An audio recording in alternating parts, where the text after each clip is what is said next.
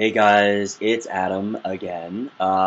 This is week 63, the views on gender variance. So, I guess I have to put out there my identity first is a straight heterosexual male. I have no problem with gender variance, gender variations. I love and accept everybody based on who they are as a person, not how they identify. I do have to say that I think gender variation makes things very difficult for people who are transitioning and for people who are just trying to be themselves. I think that our gender biased society is actually at the root of that problem, not really those individuals. I don't think anybody fits neatly and nicely into a square box that's male or female or gay or straight. I don't think that's how it works. I think we're all on some spectrum in some scale. Um, you talk about your male and your feminine attributes um, to both men and women. There are masculine and feminine tendencies in all of us, and it would be stupid to think that we're all 100% male or 100% female or 80-20 or 60-40 or anything like that. We're all some variation along those lines.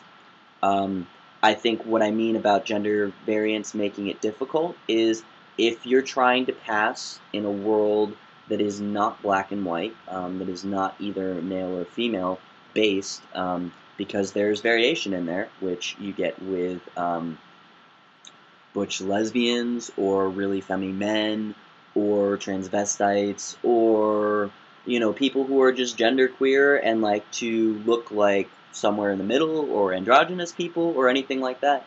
And there's nothing wrong with that in my mind or in anybody else's mind. I just mean that when you've got a lot of in-betweens out there and you're trying to transition and you're trying to be seen as specifically male or specifically female, it's really hard to expect people to do that when they don't have two choices necessarily, and they have to automatically lump you in. Well, I mean, in our gender binary society, they do. They have a male and a female pronoun, and they try to lump you into one of the two categories. However, because you have more masculine women and more feminine men, people don't necessarily look for masculine or feminine characteristics, either physical or um, social, to give them cues all the time. Or they struggle. Which box do they put people in? And so they mess up pronouns, or they question themselves, or they leave pronouns out, which is actually what I do at my job a lot. Um, at my job, there's quite a few, I don't know if I want to say gender variant people, but there's quite a few very masculine looking women that come in there that carry their own dog food. I'll have you know, I can't even think about touching it.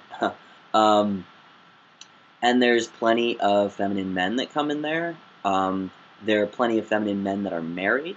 There are plenty of very masculine women.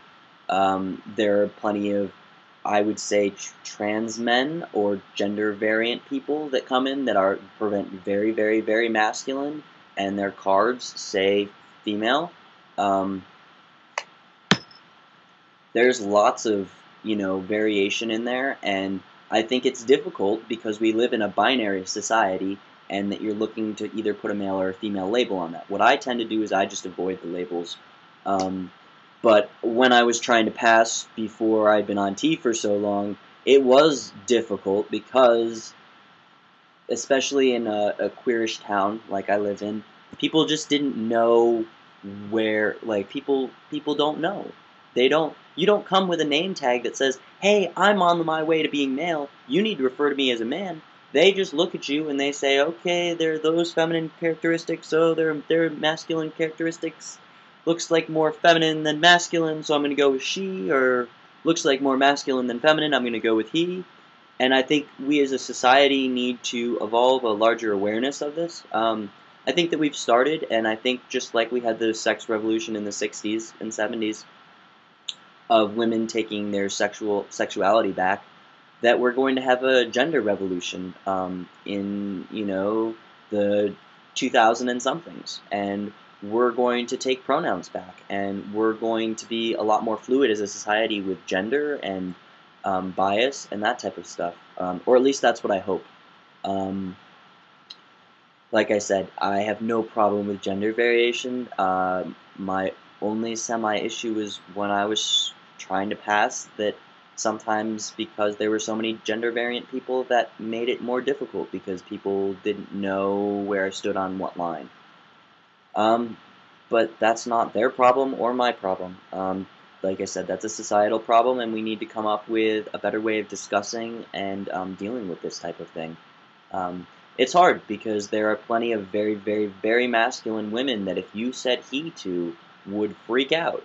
Um, and there are plenty of very, very, very far along on their transition F to M's that if you don't say he, like, are gonna freak out. And how are you supposed to know? How are you supposed to tell the difference? I think that's what makes it difficult. I'm not saying that we all need to have little boxes to put people into, but we either need more fluidity socially, or we need to sort of change or tame the fluidity that's actually manifesting, give that separate avenues so that we can deal with it as a society, if that makes any sense. Sorry if I offended anybody, just my own personal opinion, my rambling. Take care, guys. I'm going to do my other couple videos, and then I'll see you guys on Tuesday.